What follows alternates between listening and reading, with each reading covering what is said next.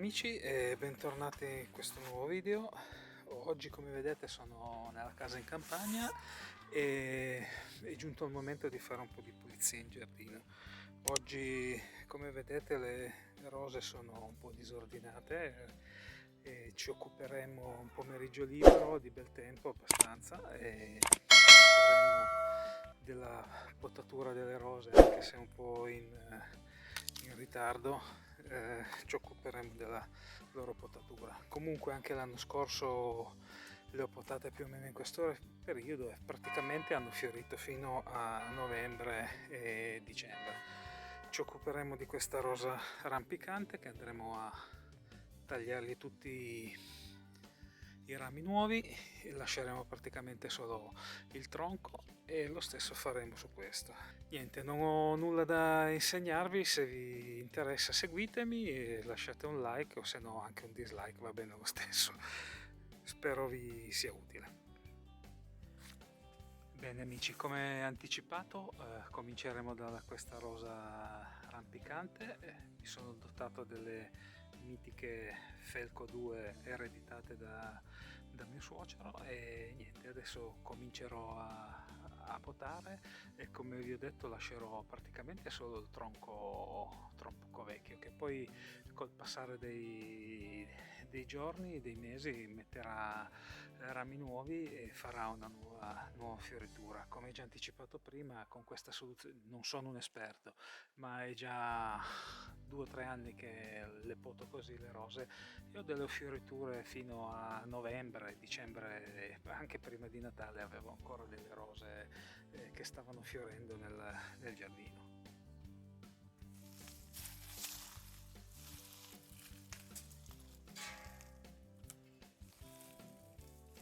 Mi raccomando, sempre i guanti, perché con le rose è sempre facile pungersi e farsi infettare.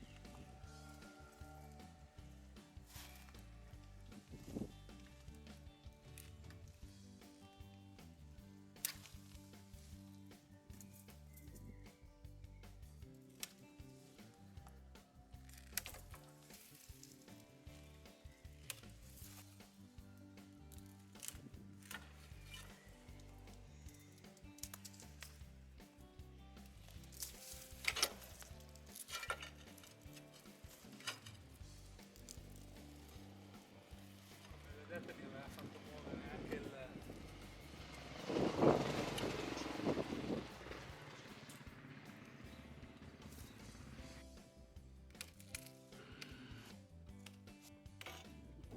Bene, come vedete l'ho tagliata tutta, ho lasciato praticamente solo il tronco principale, e adesso di qui metterà nuovi nuovi rami e nuovi boccioli, così questa primavera avremo tutte le rose nuove. E questa adesso finirò di tagliarla.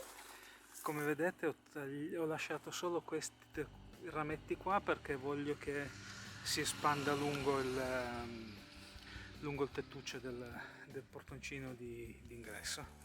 E niente, adesso proseguiamo con queste e poi ci dedichiamo all'altra rosa rampicante, quella laggiù in fondo. Però quella là la voglio tagliare, poi i rami li voglio sagomare in maniera che seguano la recinzione.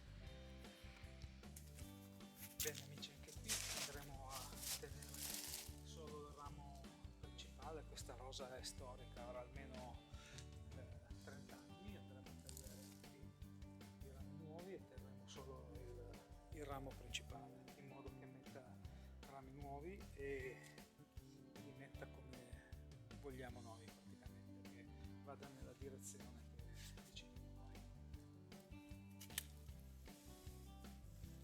Cerchiamo di tagliare il più possibile.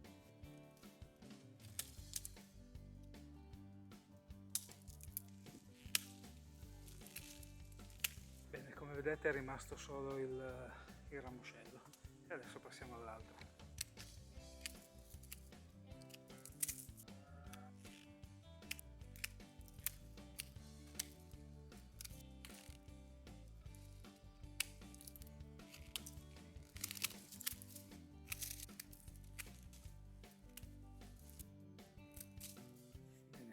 Ora passiamo all'altra rampicante, come vedete ha diversi rami, va dove vuole. Taglierò tutti i rametti più piccoli e terrò i 3 principali che cercherò di sagomare lungo tutta la recinzione.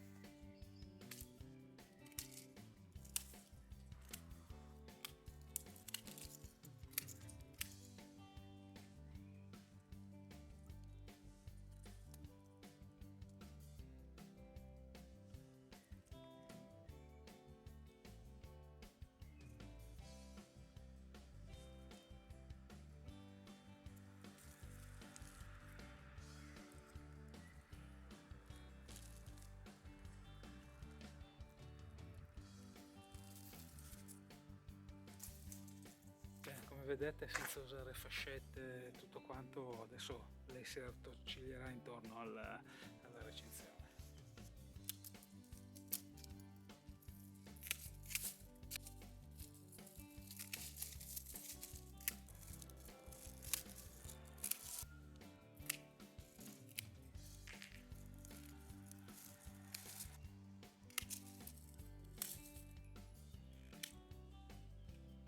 Bene, non resta che potare questa e quell'altra e poi abbiamo terminato.